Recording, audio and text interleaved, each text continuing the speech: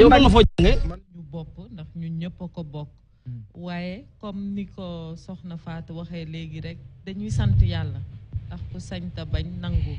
donc ñi ngi ñaan suñu borom mu gën ñu sàmm gën ñu aar gën ñu xiir aussi si boppam xiir si boppam boobu da ciy bokk jaamu sa borom kër jaamu say doom jaamu askan bi ci wàll bu ne man mii laata may ñëw góorgóorlu naa ba teg ndogu waaw defar ba mu baax door a yegsi kon nag ni nga ko waxee noonu la wut suñu yu bees teg daa di jéem a dressé table yi ba mu rafet defar yu rafet loolu maa ngi ciy ñaax suñu mbokk jigéen ñëpp ndax dafa bokk ci liy suuxat jàmm ci biir kër macha allah waaw femme d'affaires yi duñu am jot yenn saa yi de pour di toppatoo seen kër yi te sama sœur bi xam naa na muy defee day def bu baax te jiiñ nañ leen ko de xawma nag nu mu demee nag noonu dañ leen koy jiiñ de madame la ministre man damaa defoon ministre ay 22h 23h wala weeru koor gi dañuy changer emploi du temps yi dañuy changer emploi du temps pour mën a def yooyu am na secret yoo xam ne nag du ma ko wax fii bàyyi leen noonu rek kon ñu bàyyi noonu acca dañuy tàmbali ak imam Tahir Fall bu Pire jëm ci li nga xam ne moom moo di minutes yi nga xam ne moom la ñu consacré dalal bu njëkk bi soog ko dalal madame la ministre. bien sûr comme iftaar nañu nekk di gërëm baax madame la ministre ci yitte gi parce que c'est pas évident n'est-ce pas ak calendrier bi ngeen am mu toog ñun di ñu wettali ak ñëpp ñu mu ànd ñu ngi leen di gërëm ci loolu. mbokk yi nag comme ni nga xamante ni ñu ngi ci iftaar ñu ngi ci weeru koor bu nee weeru koor nag ñu weeru alxuraan moo tax au-delà de tout aussi il y a cette dose de spiritualité moom mooy. li nga xamante ne mooy yëngal ruux yi ba nit ñi mën a gën a sawar jaamu seen borom subhanahu wa taala on aura besoin de ça bien sûr dans notre vie loolu moo tax tey ñu am benn gan bu mag muy Cheikh Tahir Fall bu Pire comme ni ko Boubacar Diallo jiitalee ci kàddu bu ne Pire nag ca Pire bi alxuraan ja Cheikh Tahir tey sunu thème n'est-ce pas on aura 25 minutes de concentration on va traiter ce thème le Coran ce discours universel le discours universel du Coran je pense que islam c'est une religion universelle boo xamante ni il prône l'islam ce qu'on appelle le vivre ensemble la nu fariqu bayna rusul donc islam dina la boo xamante ni kàddoom ñëpp a tax a jóg maanaam yàlla subhanahu wa taala moom doomu aadama lay waxal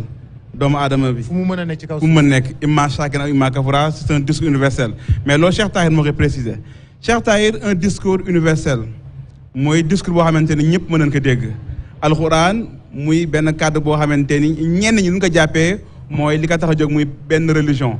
nan ngay comparer loo xamante ne ñenn ñi dañu jàpp ni maanaam benn religion moo ko tax a jóg muy l'islam alors un discours universel c'est pour tout le monde comment tu lis ce livre qui est destiné à un public n'est-ce pas sélectif réservé pour un discours universel boo xamante ni ñëpp ci xaj oustaz. jërëjëf Imam Birame Pouye jërëjëf mbokk yi jiitu ci sama kàddu yëpp xanaa ñu delluwaat Pire toog ca mbaar ma lal basang yi waxtaane tuuti alquranul karim maam Masamba Thiam dana fa nekk samaam Cheikh Omar Fouti dana fa nekk maam Matar Ndumbe Diop ne fa maam Maara Mbàkke nekk fa maam Maba Jaxu Ba nekk fa ñu imaginer jataay boobu waxtaane alquranul karim pour yeewale démb ak tey ndax alxuraan yàgg na ci réew mi lool mag ñi def nañu jaloore bu ne ci alxuraan taxawal nañ ci ay nguur samp nañ ci ay dëkk defar nañ ci niital nañ ci waaye boole nañ ci ñu xuloo woon defar nañ ci lépp lu jaxasoo woon avant alxuraan di dugg ci réew mi kajoor kajoor ak jolof jolof ay noon lañu woon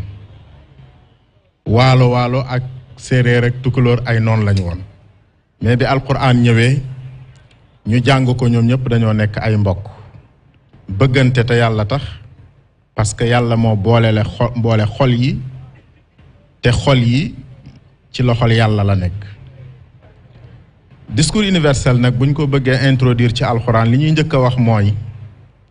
ñi ngi ci àddina boo xam ni tout ce qui n'est pas universel dafay risquer jóge fi ndax mondialisation mooy def lépp lu universelut dafay dem lépp lu local amul chance su continuer waaye xalaatu universalité mondialisation yàggul ci pensée humaine yàggul ci xalaatu doomu aadama bërki démb la juddu bi développement technologique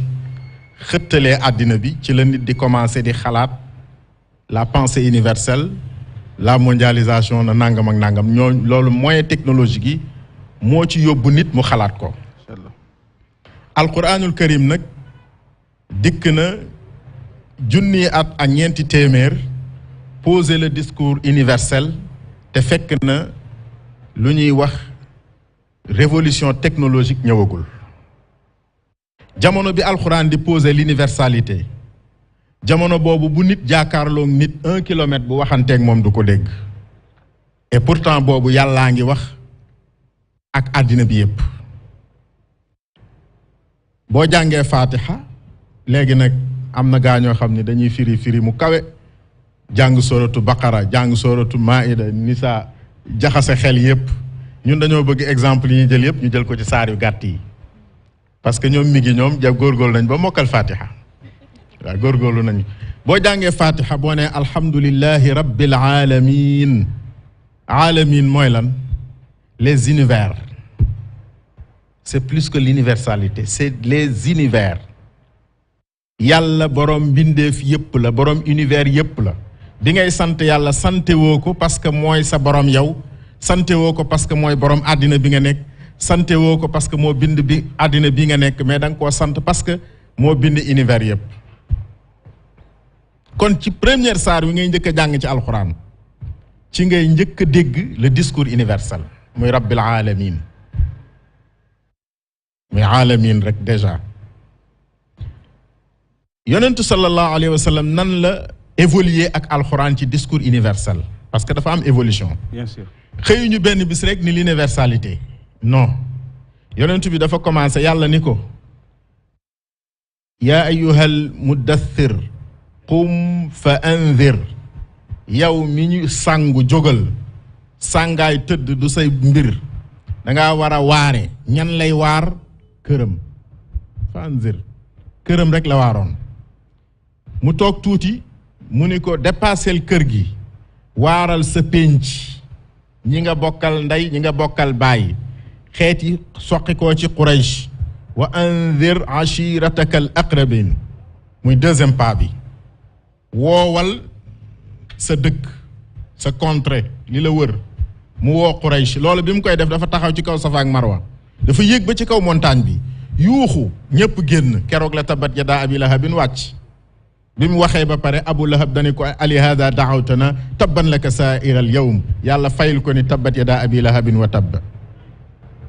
muy deuxième étape troisième étape bi yàlla ni ko li tunzira ummal qura wa man hawlaha damaa wàcce ci yow alquran pour nga wax ak Makka ak li ko wër mooy presqu'île des Arabes muy sous-région boobu lu troisième étape baa ngoog ummal qura wa man hawlaha dëkku arab yépp dugg quatrième étape bi yàlla ni ko déedéet dama laa yónni ci àddina bi yépp qul yaa ayyuhan naas inni rasulullahi ilaykum jamia waxal ni yéen nit ñépp man yonent yàlla laa jëm si ci yéen nit ñépp waxuma yéen arab yi waxuma yéen africains yi waxuma yéen européens yi waxuma yéen américains yi mais yéen nit ñépp man yonent bi yàlla laa bu jëm si ci yéen inni rasulullahi ilaykum jamia wax ni wa ma arsalnaaka illa rahmatan lil alamin dama laa yéen yónni pour nga nekk yërmande mbindeef yépp defe naa ni kon bu ñu xoolee li ñuy tuddee socle idéologique bu universalité de l'islam ay yooyu ma tudd rek doy na ci waxtaan wu gàtte nii macha allah léegi nag lan mooy caractériser universalité lan moo koy jëmmal li koy jëmmal bu njëkk bi mooy bépp discours bu sukkandikuwul ci la nature humaine bu sàmmul ni nit mel discours boobu day disparaître parce que nit ni mu mel na ko te du ko soppi du mel na neen jëlal exemple les communistes bi ñu ñëwee indi théorie boo xam ni nit mënu ko appliquer ci kaw suuf loolu dafa mujj yàgg mu disparaître saa yoo tegee nit lu mu àttanul da koy sànni alxuraan nag dafa sukkandiku ci fitrat allahi allati fatara annaasa alayha la tabdila li xalqi llahi dalika diinu alqayim walakin aksara annaasi laa yaalamuun yàlla ni sama diine mooy ni ma binde nit c'est la nature pure heure bu safaanoo ak nature